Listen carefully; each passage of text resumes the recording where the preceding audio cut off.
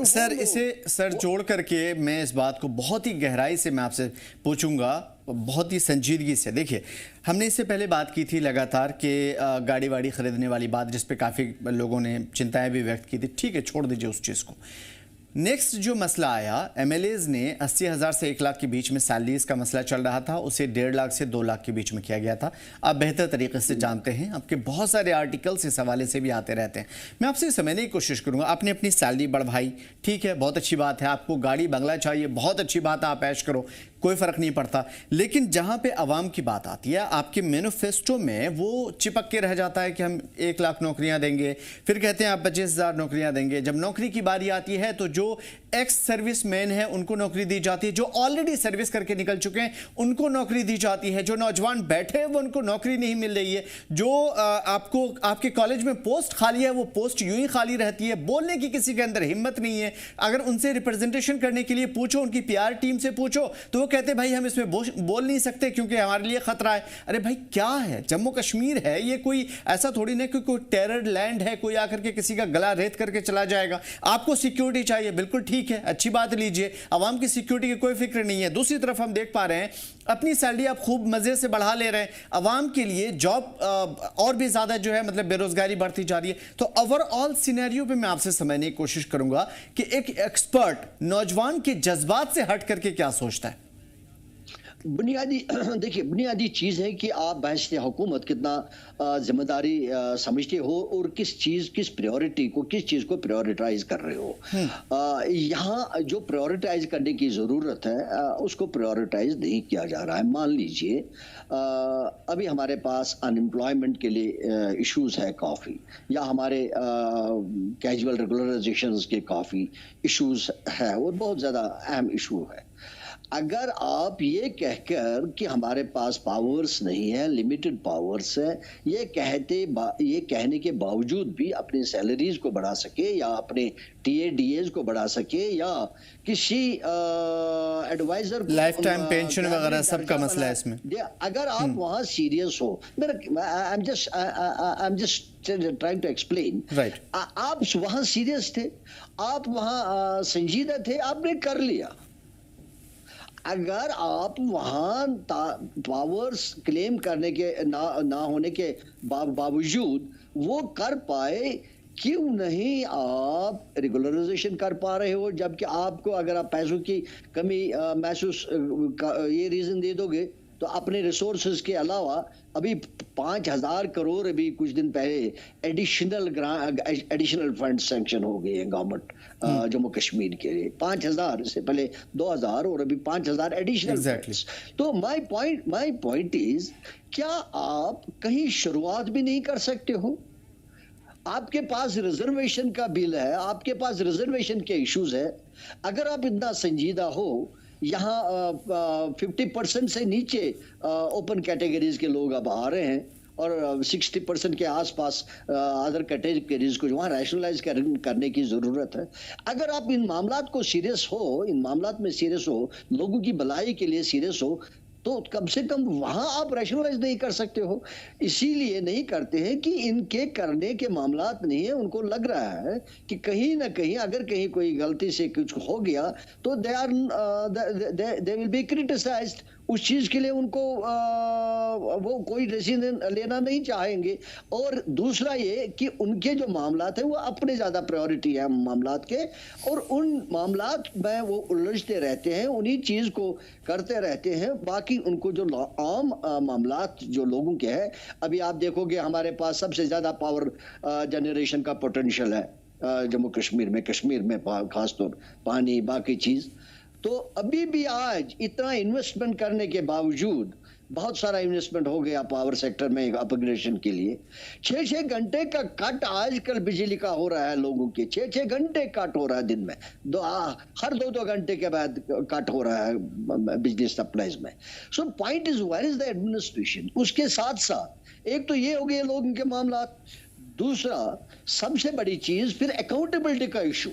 Government के पास सबसे बड़ी चीज जो होनी चाहिए कि हर एक को अकाउंटेबल बनाया जाए कि भाई कौन क्या कर रहा है, कौन ऑफिसर क्या कर रहा है, फील्ड में लोग क्या कर रहे हैं, एडमिनिस्ट्रेशन के लोग क्या कर रहे हैं। किसी से भी पूछो, कोई ना कोई जवाब देगा। 6 घंटे कट क्यों है हमारे पास? तो आपने बोला कि भाई हमारे पास मीटर लग जाए, केबलिंग हो जाए तो आपका 24/7 पावर हो जाएगा।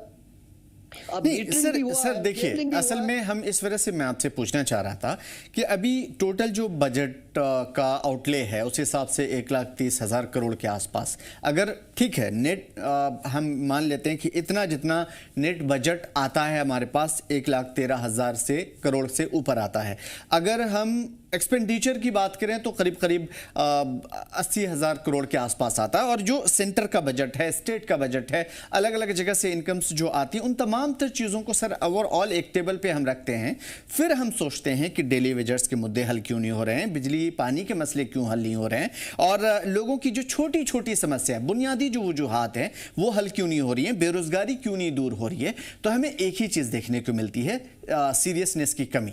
और वही चीज जो खास तौर पे एक नौजवान सोचता है कि हमारी रियासत के पास सब कुछ है, सेंटर की तरफ से बहुत सारी चीजें आ रही है, जब आ रही है हमारी रियासत के अंदर चीजें पैदा हो रही है, जब पैदा हो रही है और हमारे पास जराए हैं, तो फिर खर्च क्यों नहीं हो रहा है? खर्च किस चीज पे होगा? अपने ऊपर, या फिर आवाम के लिए भी कुछ होगा?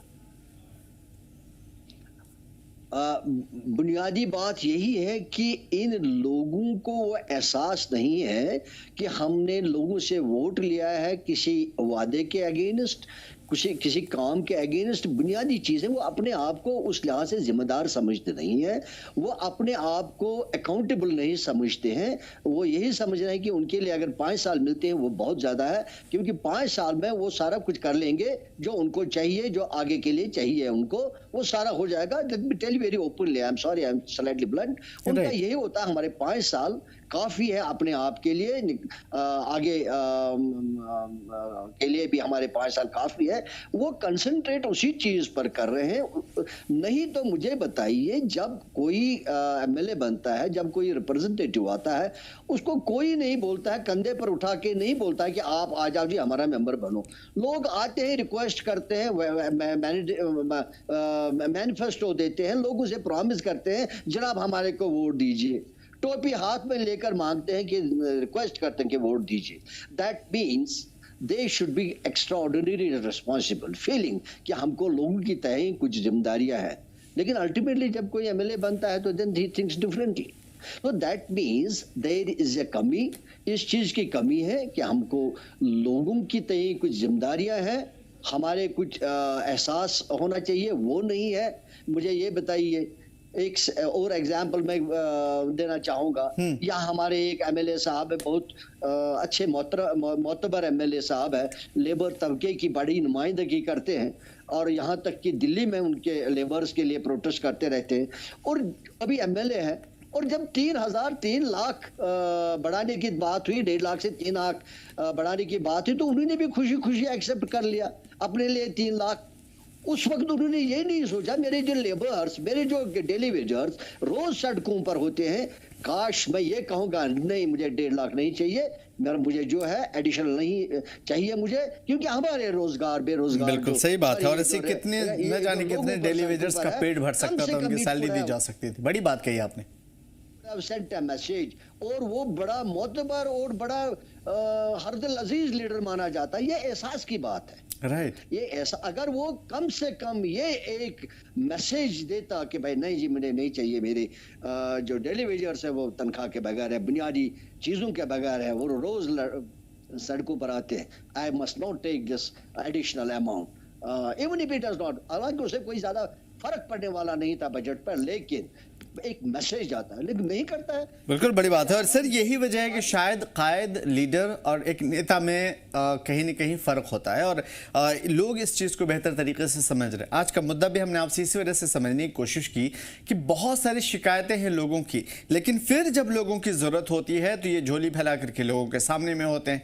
लोगों के मसाइल का जो हम लोग एक कंक्लूज़न निकाल पा रहे थे, उसमें हमने ये देखा था कि लोग मसाइल उठा रहे हैं, अपोजिशन कह रही है कि भाई आपको इतने महीने हो गए, इतने साल हो गए, इतना टाइम हो गया, अभी तक कहाँ रहा सीरियसनेस जिसकी बात सरकार ने की थी कि चलो ठीक है हमने बुरा दौर देखा, अब सही दौर आएगा, अवामी हुकूमत है, लोगों के मसले दूर होंगे, वो भी अब टाटा फिश हो गया। अब ये नई नई चीज़ें जो आ रही है जिसके बारे में आपने इशारा भी किया और वाज़ेह तौर पर कहा, ख़ासतौर पर सैलरी वाले मसले में कि उससे कितना कुछ हल हो सकता था, और सिक्योरिटी वाले मसले में, बेरोज़गारी वाले मसले में, और भर्ती का जो अमल जिसके बारे में चल रहा है वो सिर्फ वादे तक ही महदूद क्यों है। ये ऐसी चीज़ है जिसे हम और भी आगे लेकर के बेहतर तरीके से जा सकते हैं। इसी वजह से आज चूंकि वक्त हो चुका है, इस वजह से हम यहीं पर रुकेंगे, लेकिन कल कोशिश ये की जाएगी कि असेंबली की जो कार्रवाई है उसको बेहतर तरीके से आपके सामने में प्रेजेंट करके, और जनाब अहमद यास साहब जैसे एक्सपर्ट, या अगर सर के पास टाइम होगा तो दोबारा हम इस चीज़ को कंटिन्यू करेंगे। सर आज के लिए बहुत बहुत शुक्रिया, तमाम पर बेहतरीन एक्सपर्टीज़ के लिए।